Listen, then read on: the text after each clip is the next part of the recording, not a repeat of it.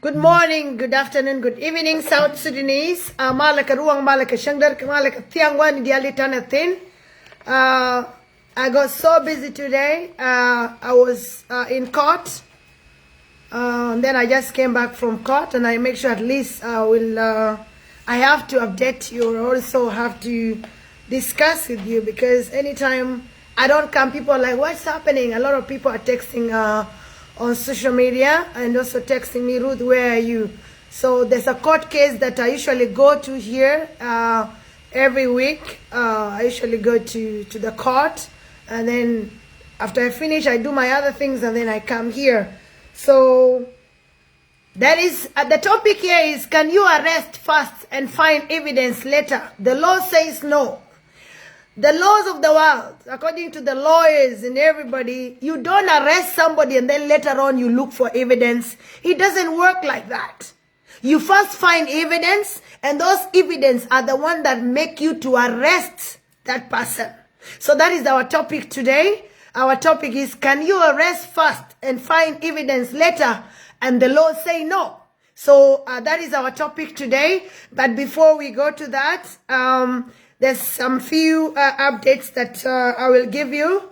First is there was some clashes 2 nights ago. As I told you that there was the government were trying their guns in Unity States. And this morning also there was a war that happened in Goa County between the SPLA-IO and the SPLA-IG, and some people were killed, and also I think there was a SSPDF commander that was a big person that was killed in that clashes or in that war that happened this morning in Goa County, Unity State.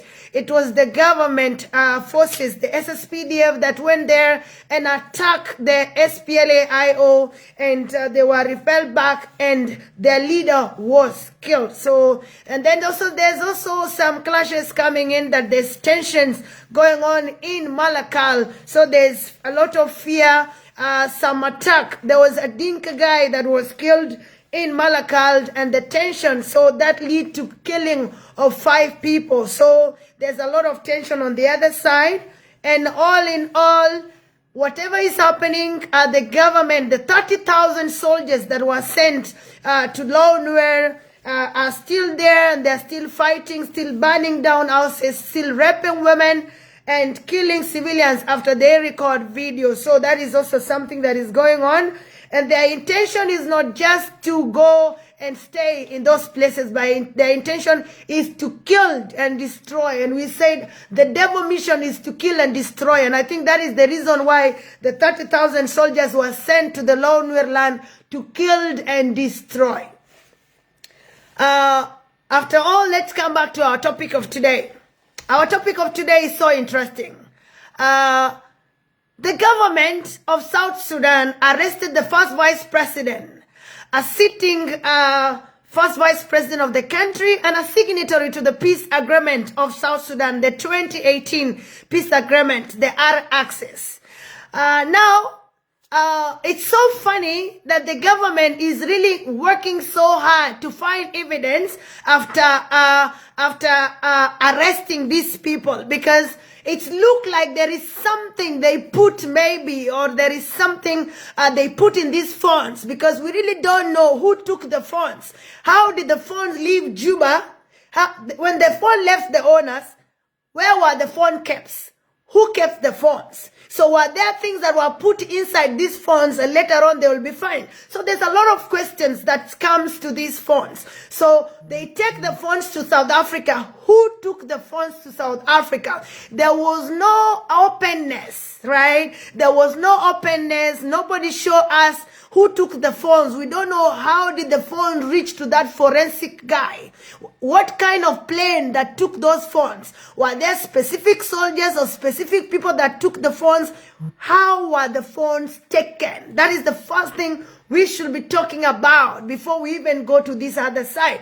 Because now, it's a big deal. They're even saying now, because the first vice president MacBook and Samsung's Galaxy S22 could not open, then is even recommending it to be taken to Vietnam or to be taken to China, to the manufacturer. That is another waste of resources, because 450,000 US dollars are already wasted, right? That money is already wasted, and now they also want to waste more money to take the laptop and the phones to manufacturer.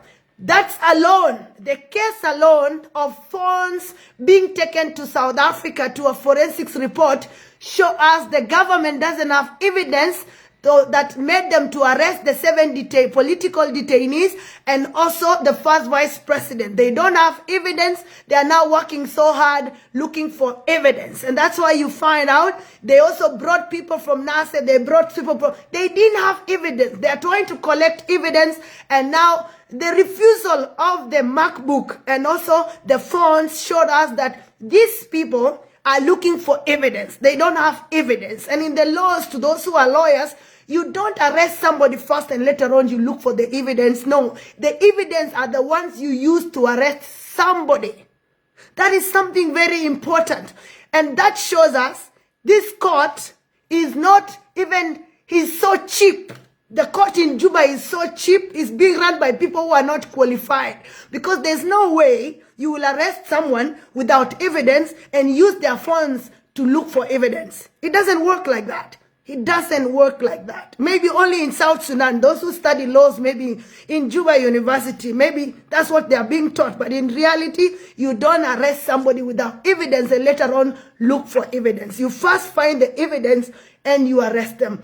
And we were told that a lot of people, this was a plotted drama. It was a plotted way that they can be able to use so that they can arrest the first vice president. So the war, the killing of General Majur, even what happened actually, nobody want to talk about it. Nobody want to hear. But it was this thing. The White Army left General Majur to leave, but his own bodyguard shot fast. And then from there, everybody now starts shooting. That is what happened. But now, that means it was a plan from Juba. And all these plans, actually, for a long time, people have been planning this is never worked until they brought in Bolmel. All these plans are Bolmel plans. Let people go back to Bolmel in prison and tell him that the forensic expert you brought is a scammer, is fake, and he could not be bothered to do his work. So give him the 450,000. Let him go back to South Africa because he could not qualify. And you cannot arrest without evidence. That shows them there's no evidence. There's no case. They just want to make sure that they keep Dr. Lieng and also the political detainees so that peace doesn't continue in South Sudan. Salva Kiir continue to become a president, and that is all.